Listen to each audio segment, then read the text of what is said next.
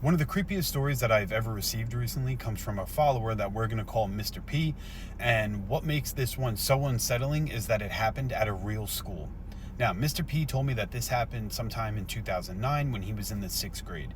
And he attended a school in the Philippines. And it was a private Catholic school. And that year he had joined the Boy Scouts. And as part of their training, the Scouts had to spend 3 nights camping on the school grounds. And during the day, they learned survival skills, building fires, tying knots, cooking outdoors, and just fellowshipping amongst one another and having a good time. Now, by the time that the night came, everyone should have been absolutely exhausted, but Mr. P said something felt wrong and they all felt it. He and one of his friends couldn't sleep, not because of the excitement, but because the entire campus felt unnaturally alive and heavy.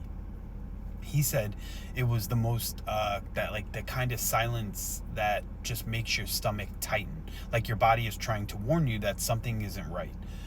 So eventually the two boys got hungry and they decided to sneak out of their tents to raid the school's canteen. And since it had an open air layout, slipping inside was no problem whatsoever, right? They got in easy and they got what they wanted. So they grabbed a bag of chips and chocolate covered pretzel snacks, and they laughed quietly to themselves, and they started to make their way back through the dark campus. And that's when they heard it. And it was like a clank, clank, clank type of noise. And it was metal chains dragging across the concrete. And at first, they ignored it, assuming maybe it was just part of the old campus settling for the night. Maybe it was one of the machines inside the school. But the sound didn't fade, and it only got closer. And every few seconds, the chains would scrape louder and louder until it sounded like whatever was making the noise was just around the corner from them. So Mr. P said that they slowly turned around, and standing only a short distance away was this man with no head.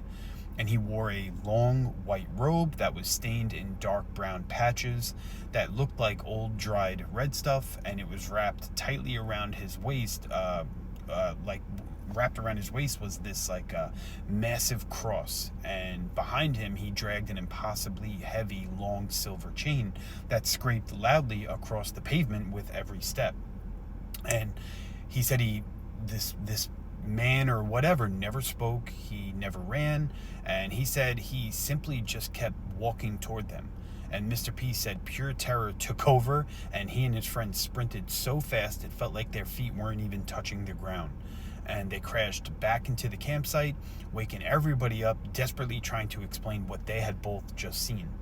And their patrol leader immediately dismissed the story, telling everybody that, the boys had simply scared themselves, whatever, what were they doing outside of the tent? But according to Mr. P, that wasn't the whole truth. Because the following morning, he and his friend were quietly pulled aside by the chief scout executive. And instead of laughing, the man looked them in the eyes and he told them that he believes them and he absolutely knows what they had seen. And he asked them, not to tell the other scouts what they had witnessed because he was afraid that the entire camp would be put into a panic mode. And that was enough for Mr. P, right? So he quit the training and he went home that same day. Years later, he finally learned the history of that property. The school sits on the grounds of the historic Lazarus Mansion, and during World War II, the estate was seized and used as headquarters by the Japanese Imperial Army. And according to local accounts, the mansion's basement became a sort of torture chamber, if you will, where countless Filipinos were interrogated and schwacked, and their remains were improperly disposed of. And for decades, faculty members, locals, and former students have shared stories of strange encounters around that old mansion. Many believe the figure that Mr. P and his friends saw that night was the restless spirit of one of the priests who had passed away there during the war. And Mr. P told me that after the camping trip, walking past the mansion every morning felt completely different, knowing the history of it now. And as the sun would go down, he'd avoid looking at the windows altogether because he said he felt like he could see shadows moving behind them.